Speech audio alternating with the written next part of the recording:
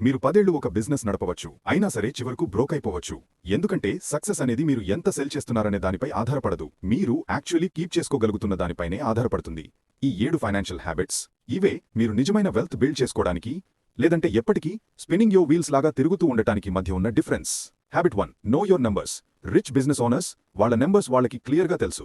నిన్నటి sales, last month expenses, last quarter profit అడగండి, వాళ్ళు ఇన్స్టెంట్లీ చెప్పేస్తారు. బ్రోక్ ఓనర్స్ వాళ్ళు కేవలం గెసింగ్ చేస్తూ ఉంటారు. చూడండి, మీరు మీ ఇన్కమ్ మరియు ఎక్స్పెన్సెస్ ప్రతి సింగిల్ వీక్ ట్రాక్ చేయకపోతే మీరు ఐస్ క్లోజ్తో డ్రైవింగ్ చేస్తున్నట్టే. దాని రిజల్ట్ ఏంటో మనందరికీ తెలుసు.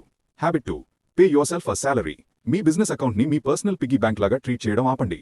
మీరు బిజినెస్ మనీని పర్సనల్ మనీతో కలిపేసినప్పుడు మీకు డిసిప్లిన్ మొత్తం పోతుంది.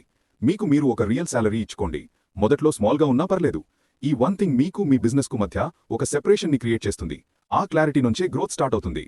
Habit 3, profit first, expenses later. చాలా మంది ఓనర్స్ చేసే బిగ్ మిస్టేక్ ఇదే.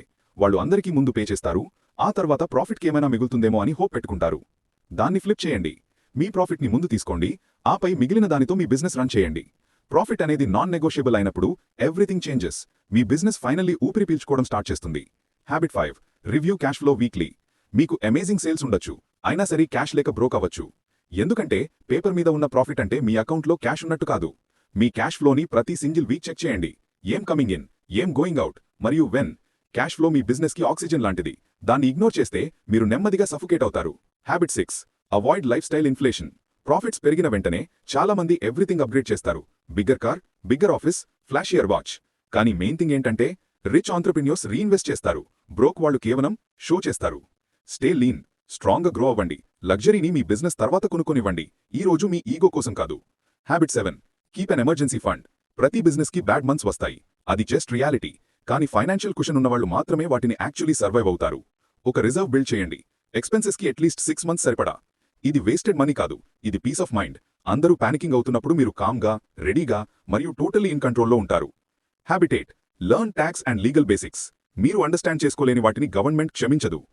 ట్యాక్స్ మరియు కంప్లైన్స్ బేసిక్స్ నేర్చుకోండి, లేదా స్మార్ట్గా ఉన్న ఒకరిని హైర్ చేసుకోండి. ఈ నాలెడ్జ్ మీకు రైట్ అవే డబ్బు ఇవ్వకపోవచ్చు, కానీ డౌన్ ద రోడ్ మిలియన్స్ ఆదా చేస్తుంది. ఇగ్నోరెన్సా చాలా ఎక్స్పెన్సివ్, ఎడ్యుకేషనా ప్రాఫిటబుల్. చూడండి, ఎండ్ ఆఫ్ ద డేలో బిజినెస్ అంటే హార్డ్ వర్క్ చేయడం కాదు, మనీని స్మార్టర్గా హ్యాండిల్ చేయడం. ఈ 7 హ్యాబిట్స్ని బిల్డ్ చేయండి, అప్పుడు అందరూ స్ట్రగల్ అవుతుంటే మీరు మీ ప్రాఫిట్స్ పెరగడం వాచ్ చేస్తారు. ఎందుకంటే డబ్బు ఎక్కువ ఎర్న్ చేసిన వారి దగ్గర ఉండదు, ఎవరు బెస్ట్గా మేనేజ్ చేస్తే వారి దగ్గరే ఉంటుంది.